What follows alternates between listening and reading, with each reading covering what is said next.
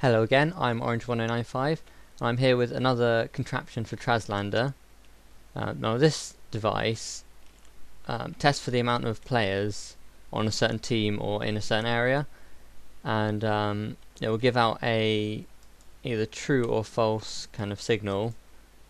In this case it will say there are enough players or there aren't enough players, and this is configurable. You can set how many players you want.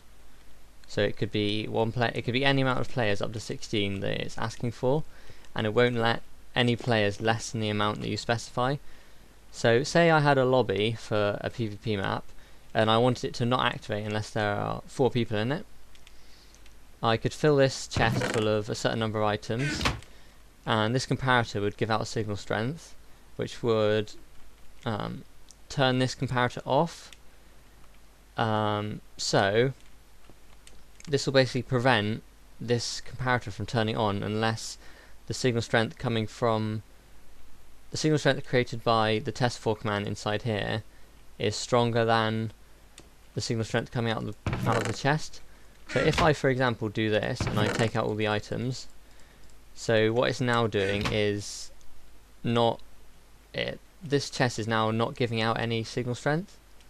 So when I press this button, it will now say there are enough players, because obviously the signal strength of 1 coming out of the comparator minus 0 is still 1, so it's going to give out a true signal. Whereas if I then put in a couple of these, put in all of those, and I'll say there aren't enough players, because the signal strength from here is stronger than the signal strength coming this way, and it has a few sort of lines coming around to lock certain parts of it. So what this torch here locks this repeater until it's ready, until this comparator is updated, which kind of ensures it doesn't falsely fire. Similarly with this repeater here, it kind of makes the same thing happen. No, this repeater, if there are enough players, it prevents this line from activating. So if I take out all of these and then I activate it, it shuts off this line, prevents any signal from getting through. And if I do it again, the signal gets through. So that's how it works. It's reasonably compact. I can't really see any huge way to compact it. It's nice it's too high. One nice thing about it is I reuse the signal here. This block here kind of just reuses. It has a signal going through the block, but it also has a signal going from the comparator, from the chest through that block into the comparator. Now this is really important, because when this signal is on, the comparator actually gives out a signal strength of 16 or 15 or something.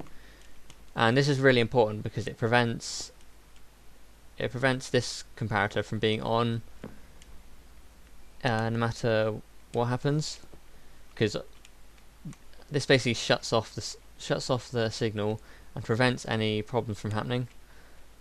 It's obviously a better way to do it, and probably something I should test now. What if I press it twice in a row? If I press that, there are enough players. If I do it again, there are enough players. Okay, it works perfectly fine. So there we go, that's the device for Trazlander. Like I said, I think it does a pretty good job. Someone could probably figure out how to compact this a bit, but I'd say this is good enough. It's probably stable. I haven't tested it. Seems pretty stable to me. You don't need that block there. I like removing blocks that aren't necessary, so that's why I do that. Yep. So there we go. Thank you for watching, and goodbye.